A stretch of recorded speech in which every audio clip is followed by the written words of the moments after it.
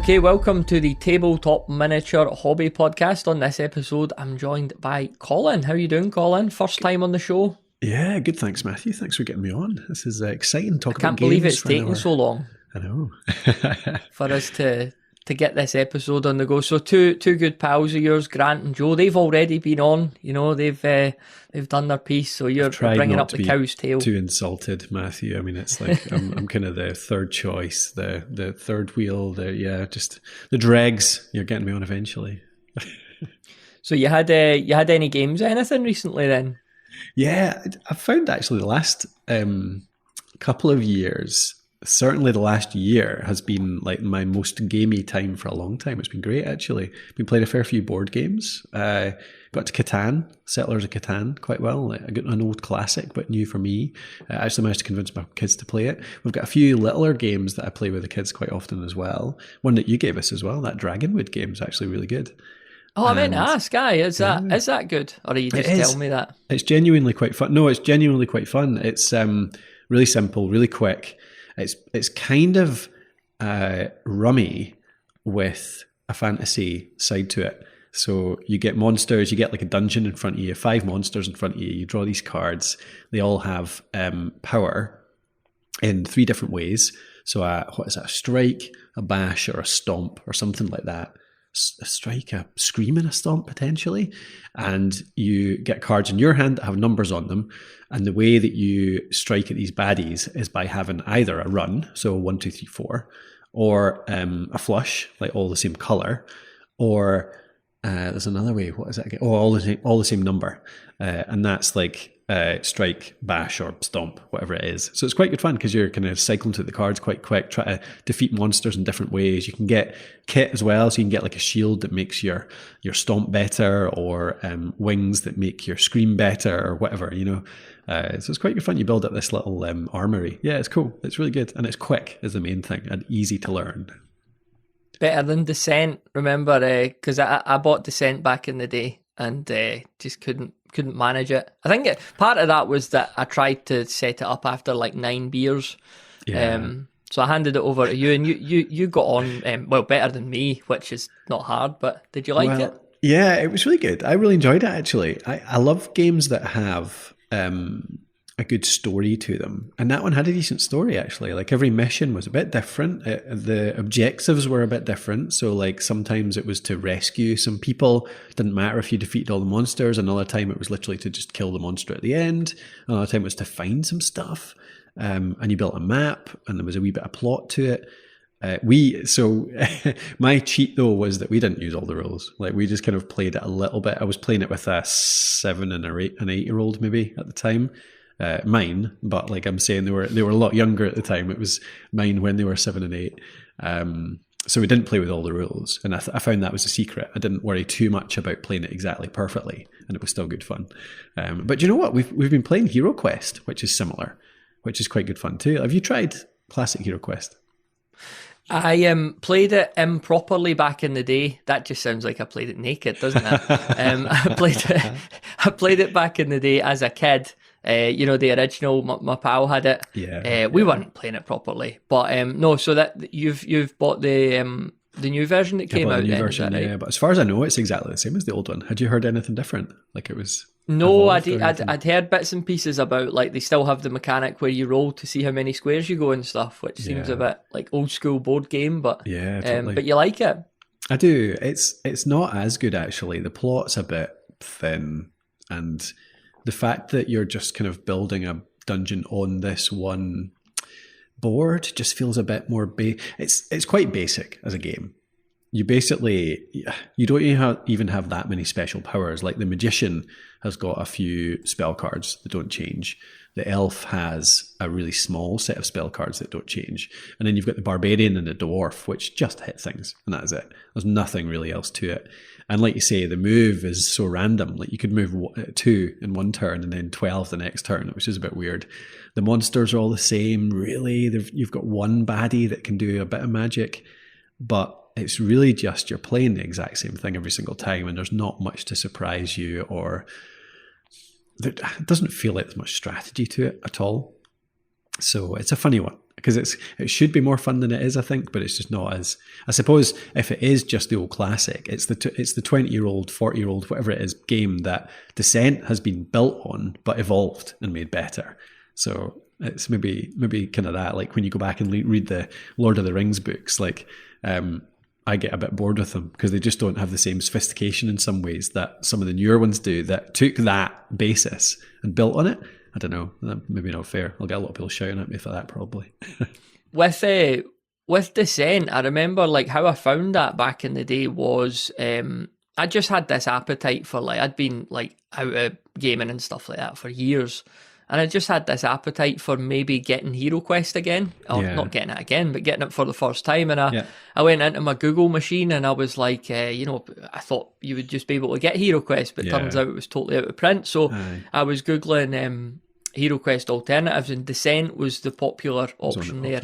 So I picked up like 2 board games at that time. One wasn't a miniatures game, but the other one that I got alongside Descent was Dead of Winter. Meeples, I guess you'd call it, and cards and stuff like that. And that was actually really good. We managed to play that, although because it was just me and Julia, you lose that dynamic of there being the traitor and everything, like, which sounds really cool, but you couldn't do that with just the 2 of you. But I still enjoyed that game.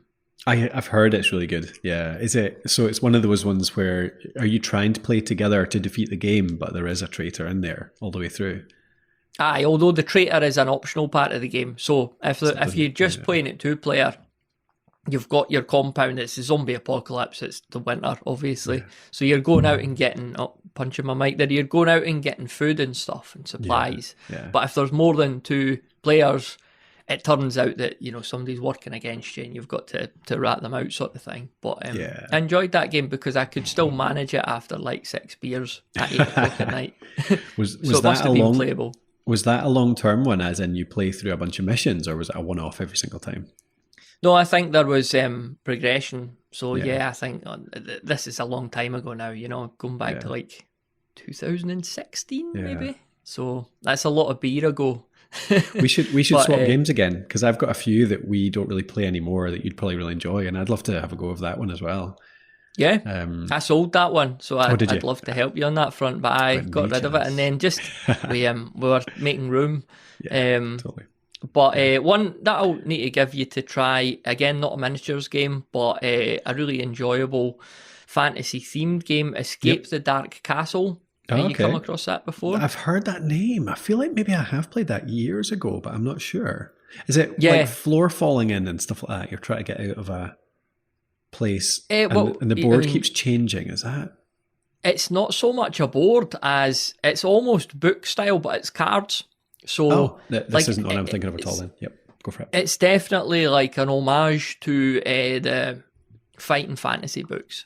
I think the creators are pretty open about that, and it's not hard to see from like the style of the artwork and stuff like that, but you've got like a deck and it's not playing size cards, it's big cards illustrated and tells you where you are in the castle, so you're almost creating a book when you're shuffling the deck, and each card you turn, you're in this room and here's the problem facing you, usually some horrendous baddie, and you as the team, whether that's 2 or 4 of you, are collaborating, and you've all got your skill sets, but it's not your typical barbarian, dwarf, etc.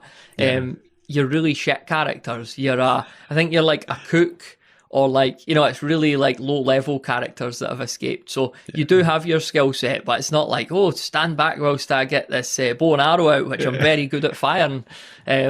So you've all got them or something. It's much more low level, but and the combat in it's really good. And the idea is it's something like 13 rooms you have to progress through. And then you've got a boss deck of like 3 or 4 bosses. So you'll fight one of them at the end and usually die. But it's a great wee game. Really like it. We got it at the very start of the pandemic, so we played it a lot. That's cool. That sounds good. Escape the Dark Castle. They've got sci-fi versions in that as well. Like it'll be like Escape the Space Hulk, or a different term than that. But it's funny, that whole concept, like making games that are more realistic and how you, like on one hand you think like D&D, Dungeons and Dragons type of thing, you want to be a wizard or a barbarian or something because they've just got these outrageous powers and you can just run about like doing whatever you like, and you can die, but it doesn't even happen that often. But one of the RPGs that I've played with a group of friends the longest, I've told you about this a couple of times, Matthew, but it runs on Rollmaster, which is kind of a D&D type system. So it has dice you roll and you've got stats and powers and all this kind of stuff. But it's way more strict. Like it's way more basic in terms of your character is quite a lot more basic. Your starting character is just like you were describing it there. Like you're lucky if you can even hold a sword, never mind hit somebody with the right end. And so you start out much more normal and have to develop yourself. And there's something really kind of cool about that actually compared to playing D&D. Like I do enjoy playing a game of D&D, but this game we've played over 25 years with this group of friends where I'm still only like level 6, I think. I think we started at 2 as well. We got a wee head start. But it makes it feel so much more dangerous. Like you actually could die, and we have got horrendously injured sometimes. Like we've had to take a break. We've had to take a break in game time for like a month or two at a time sometimes to let somebody's broken leg heal. It's kind of crazy that way, and then the plot moves around you, and it feels like so much more of a success though when you actually pull someone off. Like you win a fight. It just feels so good. And we tell stories still. This makes out how geeky we are. But as a group of friends, like when we go to the pub, sometimes we tell stories about our victories in this game as if they were like things that we did 15 years ago because they were such a kind of thing that stuck in our head because we defeated this bad guy because we're so useless. So yeah, there's something about that, like just being more normal and the kind of risk and the reward that comes from it. It's funny. I like that. I never know if lore fantasy is the right term for it. I don't necessarily think it is, but like you're saying, the normal people, if you would call them that, the slightly pathetic people. Yeah.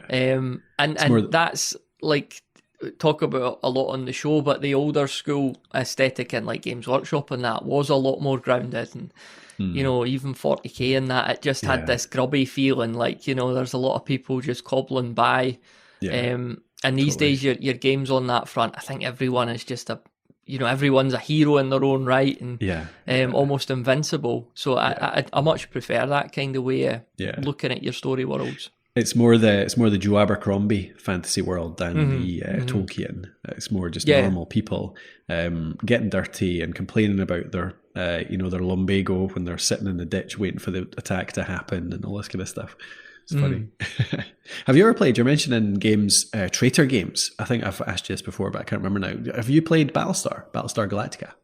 No, I've not played that, no. It is one of my favourite all-time games. We need to get a few people together and have a game of this sometime. It's a really weird game in that you're on, so the Battlestar Galactica series, sci-fi series, obviously, they're kind of off in space, battling the Cylons, which are the AI, the robots. Maybe that's prescient now, given ChatGPT is going to start killing us in future. Oh no, it's just listen to this, it's going to get us now. But you're off in space and you're working together to try and defeat the Cylons. You're on this spaceship, you all have your own roles. Cylons turn up every now and again as spaceships to try and defeat you, and you all work together to try and defeat them and basically survive. The goal of the game is to last long enough, literally to last long enough to get to this kind of promised haven of a destination. But the thing that makes it that base game is actually really fun, but the thing that makes it great is that it's a traitor mechanic. So one of the crew is a Cylon and you have to try and figure it out. And the base mechanic is that every time you're trying to see if you succeed with something, you all put in a set of cards which have values on them, which can be positive or negative. And you can put in 1, 2, or 3 cards or more, I think. So every time you're putting these in face down, and in the end, you turn them face up and you see all of these cards and you see how many negative ones went in there. So you can tell that some Cylon is trying to destroy it, but you don't know who is doing it. And it just becomes really weirdly political. Like you're trying to figure out, you're actually asking people, are you the Cylon? And you're trying to see if they're lying. And you're saying, but you just did this. Like, why did you go over there? Like, why did you do that? And you have to get people, you have to genuinely explain why you do it. And I've played this maybe 6 or 7 times now, and I've been the Cylon, I think, twice. And one of those times I did quite well, and one of those times I didn't do well at all. And the time I did well, I just felt like so. It's the only time ever playing a game like that I felt like this real kind of anxiety and pressure inside me, like nerves about being discovered and people asking me these questions and having to like act and lie and all this stuff. And it's just absolutely brilliant. It's so fun. Like that anxiety in a good way. It's just weird, like trying to figure it out. So yeah, we need to have a game of this sometime. How many folk would you need for that minimum? Like 4 or that? Or? I think you can play it with 3, of course, but then it's not. Yeah, we've played it with 4 and had a really good game. And I think we've played it with 5 and that's been really good as well. So I think, 4 or 5 is ideal. Yeah, definitely. Do you prefer sci-fi settings or fantasy settings? Do you have a preference on that front? No, I love them both, actually. I always alternate reading books between fantasy and sci-fi as well, so I'm happy with either, to be honest. I don't think it matters to me too much. What about you? I would probably just opt for fantasy. Yeah. But there's not a lot in it. We've been playing Rangers of Shadow Deep, Robert and I, on and off for the past few months, and that's a fantasy setting. I am looking at doing a sci-fi one. I've got a rule set, Rogue Planet it's called. Okay. So small scale sci-fi skirmish. Yeah. So you could use all your old like 40k stuff and that on it. Cool. It's miniature agnostic. Yeah. So looking at getting a game of that in, hopefully in March sometime. So how's your Rangers of Shadowdeep campaign going? Is that one where you develop your characters as you go along, so things change? You're actually doing a story. Your little guys get better. Yeah, exactly. So I think we've played, I'd say about 5 scenarios now. So we've progressed, we've leveled up a couple of times, and we've lost a couple. I think we've lost maybe 2 of our party, like because you've got your ranger who you want to keep alive, obviously, and then you've got like your party. Both of you've got your parties, and we lost one character. You know, they got taken off the table, and then you roll at the end to see what's happened to them, and it was a 1, so it was death. Oh, is that how it happens? So and then we brought it was Goatsy. Goatsy was a beastman, so we brought Goatsy back as son of Goatsy, and he died as well. So his family is cursed. The Goatsy lineage, not a great time for them. Obviously, one of their ancestors has done something terrible. Had son of Goatsy had a kid before he perished?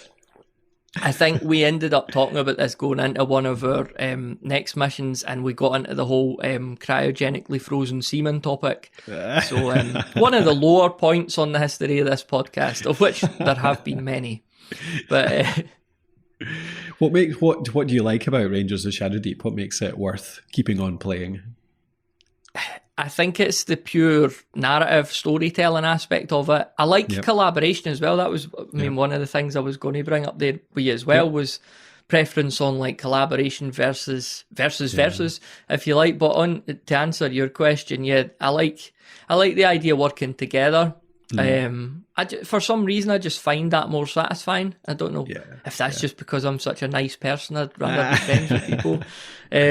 But it's pure story as well. You've got your event deck. You're always going to be facing a cool wee thing where something's going to happen. It's just a case of where and when. So it's a great storyteller's game. And me having never done D&D or that, I guess I'm just getting the taste of what people like about that, but in a more gamey miniature form. So that's cool. That's what I'm kind of missing about Kill Team just now. We've been getting into Warhammer 40k Kill Team as just a tabletop game. The idea being that this is a bit quicker. It's just a little skirmish game. You only need 5 or 10 models, so it's much cheaper to get into, much easier because you don't have to paint as many. And the rules are just a lot simpler as well. I think, as far as I know anyway, I've not played like full scale 40k to be fair, but that's what I believe the idea is. But I'm kind of missing partly the collaborative side of it, because I agree. I really like collab games as well. I like working together. There's just more like, there's kind of thinking outside of the game, the metagame side of things. Like a big part of the reason that I play games is just to hang out with mates. It's like good fun. And if you're playing against each other, there's less banter because you don't have, you're both kind of concentrating on your turn. in turns, so there's less chat back and forth. But if you're a collab game, then you've obviously got to talk about it, and there's something to chat together, and yeah. So there's something funny about that. But the 40k thing, the kill team thing is there is narrative you can build in, and we've yet to look at that, but I'm missing not having that in. So I think that's the next thing we need to look at, is how to build in that story so that we do have something that continues, and little guys that get named like Sunagotse. That's really cool, and kind of continue their missions, because I think that's a huge thing that makes these like RPGs good for me, is that kind of development, is getting better and evolving things over time. So that's our next step with that, certainly. Is it something you wanted to give a go there? Have you ever tried 40k in general? When I was younger, we had 40k, me and my pals. I think we all had a copy, and it was second edition? The Blood Angels on the front. He's got the big power fist. It's the iconic 40k cover. Right, yeah, okay. It was orcs against Space Marines. So again, we wouldn't have been playing it like where it's full like rule set, but we were sure. guddling away at it. I was into that. I had Warhammer 4th edition, I think it was. I always get that wrong, and I had Epic Space Marine. So you did you not say before that you ended up going down to Nottingham and doing like tournaments and that? Yeah, that was with Fantasy, Warhammer Fantasy. Back in sort of 7th edition, 8th edition, and it kind of went a bit crazy after that, I think, and I never really played much after that. But yeah, there was maybe 3-4 years where, and it's that same group of friends I play the RPG I mentioned with, plus a few others. They were just all really into it, so I kind of got into it. I was dwarf player, had a Bretonnian army as well. Did you have any fantasy at all? Did you say that? Yeah. Everything that I thought was cool. So I had the very start of an undead, the very start of a chaos, like the very start of a lot of stuff, and nothing completed. So yeah, it was cool. I really enjoyed the tournament stuff, actually. Like I went along to a club a few times. There was a club in Edinburgh when I lived there. You could go along and just get a match once a week. And they had tournaments. There was a tournament we went to in Stirling. Then we went into Warhammer World it was called Battle Brothers. So you played, that was cooperative as well. So you played with a pal. So me and Joe played together as a team. Like you have, so it's 4 players in total. The 2 of us on one side, 2 on the other. And you just like storm through and just try and defeat the other side. It was cool, actually. It was really good fun. And Warhammer World is such a weird place to go and visit, like this castle. Like, what did you think of it when you got there?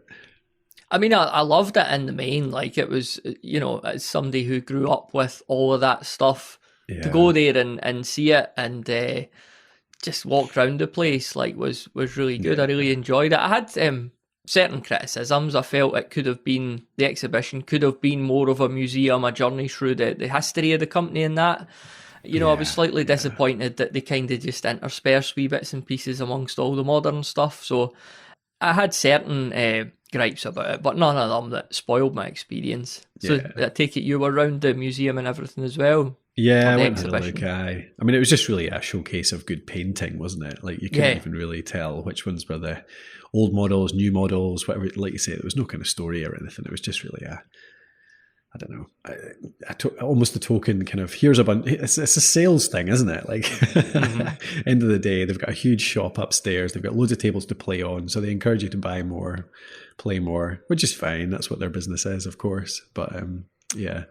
Did you get a pint of Bugman's 5X? I didn't buy the Bugmans. I think because you told me it wasn't worth getting. No. What was it you said? It was just basically like Belhaven Best. It's like a pint of Best or something. Yeah, it's like the most basic of bitter, I think. I think shockingly I had like a Peroni or that, because sometimes I just fancy a lager, which I know upsets a lot of beer purists. Yeah. But you were obviously like doing a lot of the Games Workshop stuff, but you gave me my very first flavour of Frostgrave. I mind you gave me a shot of your Frostgrave book. I think it was the first edition. So you were obviously playing Frostgrave a few years ago as well. Well, that was a funny one, actually. That was one of those that Grant and I played maybe 1 or 2 matches. And it was quite fun, but it just never hooked me in. And I think actually it was a bit of a bad time. It caught me. Like I wasn't playing much at all at that time. I think we played Frostgrave because it was an attempt to find a quicker, easier game to play, because it was when my kids were pretty young, it was just hard to find the time at that point in life. So yeah, I think we just never got into it. But I think struck me it was similar to Shadow Deep, except it was competitive rather than collaborative. So yeah, I never really got into it. I'd happily give that another shot though. I think it's a bit more like Kill Team, but for fantasy. Like it's just a little skirmish game basically. Aye. What's the reason you're doing mainly Games Workshop stuff then now? Is that an accessibility? Is it just easier to find people to play against because it's so popular?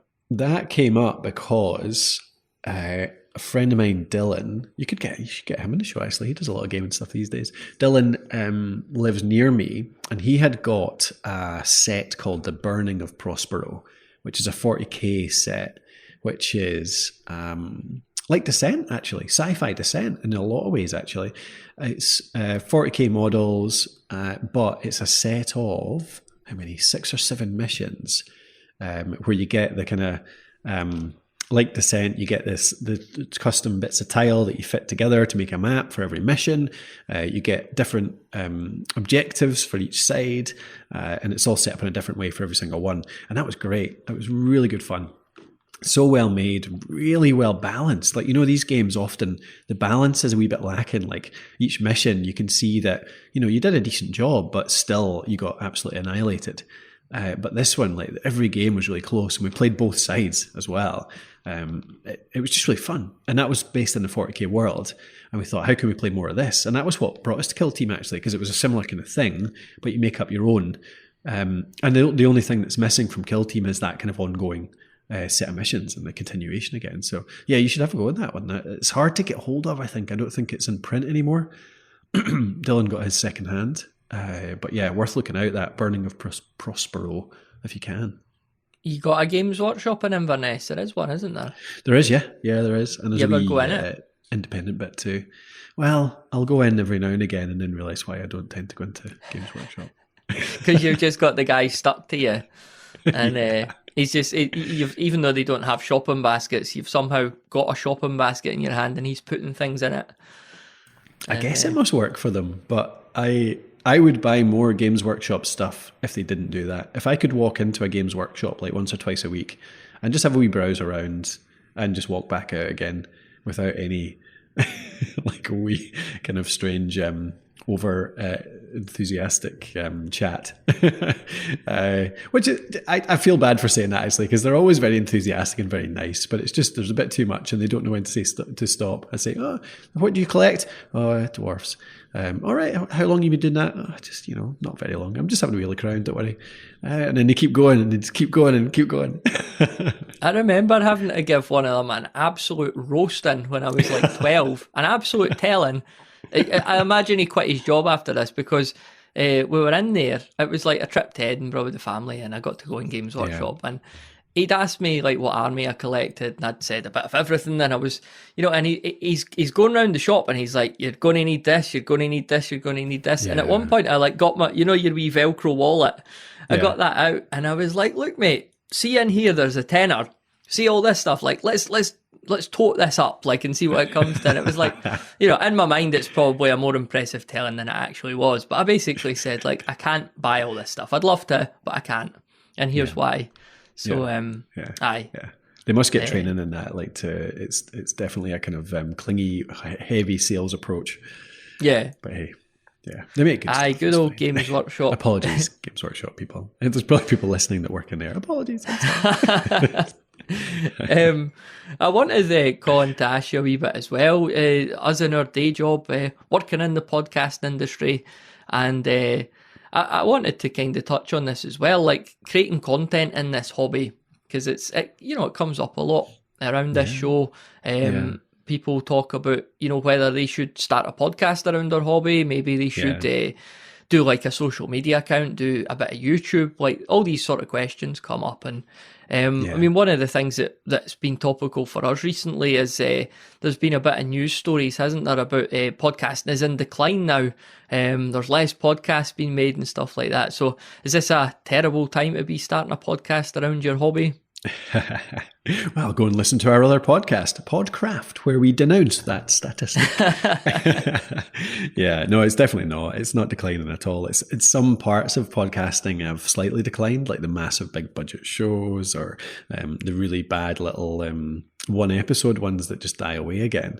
But good podcasts that continue and talk about a great subject that really reach listeners is doing really well just now. So if you want to start something on something like gaming, it's a great chance, and it's a great topic to cover too. I used to listen to a fair few Warhammer shows years back, but a lot of them died away, and I've not really found a replacement for them. Like, are you listening to any good gaming shows just now? Yeah, so there's a couple on my rotation. So, and the guys that run them have mainly been on the show before. So there's a good one, Crown of Command, that is heavily focused on 90s GW. You've got the War Games Orchard as well, which is pretty much focused on that era. So they're both, pretty focused on the Games Workshop stuff. And I know another one, the Old Hammer Fiction podcast that I've really been enjoying. So the creator there, he's been going through a lot of the old Black Library stuff, and he's a good narrator. So he's not just reading the stories, but talking about them as well at the end, cool. Giving a bit of analysis. Yeah. And then one I just discovered recently that I've been listening to as well, My Life in Miniatures. So that's a bit more, it's not just Games Workshop. It could be any sort of form of miniatures or any game system or that. That's been really good as well. So have you got any on your playlist these days? Not at all. I used to listen quite dedicatedly to a few shows like Healing Hammer. Dan Healing, I think his name was. He did a really good show where he would just pick a really specific topic, and it was fantasy more than anything else. So he would pick something like how to use dwarf slayers in the best way possible, and he would talk through a bunch of scenarios and their pros and cons and strengths and weaknesses, all that kind of stuff. And I just found that really interesting. It was good fun, and he was just a good host. Often had the same co-hosts every time, so they would have a good bit of chat too. And there was one called there was an Australian show which was great too. What was that called? They're all called something Hammer. But that was really good as well. But yeah, there was a few, but they kind of died away a little bit, and I stopped listening. I think there's definitely a lot of space for well-made shows in this area. Like, a lot of them are pretty, putting our pro podcasting hats on, I suppose. A lot of them use dodgy equipment for a start, because obviously they're not planning to make much money. There's low budget, which is fine, but there's easy ways to find a good mic. A lot of them don't really do much editing at all, which again is fine if you've not got the time, but even just a little bit makes a difference. So I think there's really space to not just talk about anything, but pick. I think part of the reason I liked Healing Hammer, for example, was the specificness of it. Like, every episode would be about quite a focused topic, so I would know what I'm going to get from it. And I wouldn't skip much, even if it wasn't that relevant, because I know what to expect at least. So yeah, if you're out there thinking like to do a show like this, like someone like that can be a really good way to go about it, to think, what is a way that I can help gamers and make sure that every episode is quite kind of focused on something, so that people know exactly what they're going to get, and they make sure they do get that by the end of it. Something around that, I think. And I think as well, like, I could see why it's tempting for a lot of folks if they want to create some content around their hobby. Maybe they think these days that like YouTube is better, or maybe, I'll get an Instagram account. And I'm not saying these things can't do really well and there's not a place for them, but I think the big advantage of podcasting is that ability to go long form, isn't it? Like, we could really get into a topic, we could explore it. We could really dig into certain nuances of it. Whereas if you've got an Instagram account, or you're doing YouTube shorts or whatever, you've got like a very quick time. It's this short attention span. I'm just going to hit you with a few quick things, and it can be great, but it's quite shallow as well, isn't it? It's totally that, yeah, for sure. Like, I used to listen to that Healing Hammer show. Like I said, even when he was talking about an army I didn't collect at all, there wasn't much benefit in listening to, the benefits of the ghoul horde or whatever. It was nothing that I was going to use, but I would listen to it because I got to know him. I spent like half an hour every week with him, and his pals that he got on the show. And I just liked listening to them. They were friends that I caught up with every week. It sounds ridiculous, but that's the way it works. Like, with podcasting, because it's quite personal, it's quite intimate, and you grow a really good audience around it because of that. So yeah, it's worth a shot. I also found podcasts useful. Again, I think you become like, you become quite good at reading rule books the more of them you read. But like when I started buying games, I was looking at the rule books and I was like, I'm just not taking this in. Like, it's just my brain wasn't engaged in it at all.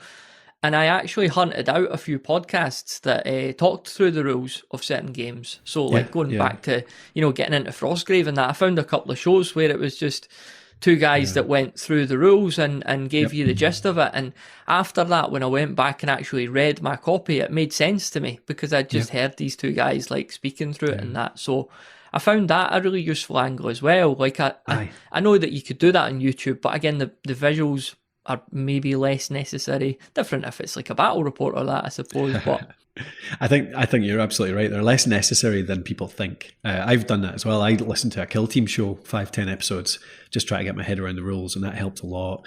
When I was running a new campaign around D&D, actually. It was a new edition, 5th edition, I think it was. I was going to do something around, and I listened to the first 5-10 episodes of a Let's Play series where they were telling a story, but they were explaining how it worked as they went along. So that can be a nice way to do it as well. Like it's a battle report where you explain what's happening when someone new happens, like you have a certain kind of role and you explain how it works. So yeah, definitely. It's a really good way to do some content.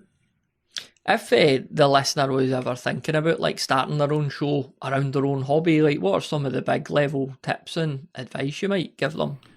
The big thing we always say is just simplicity, isn't it? It's like keep it simple. Like you want to have a decent mic, but you can get a decent USB mic for $50 or £50, whatever it would be.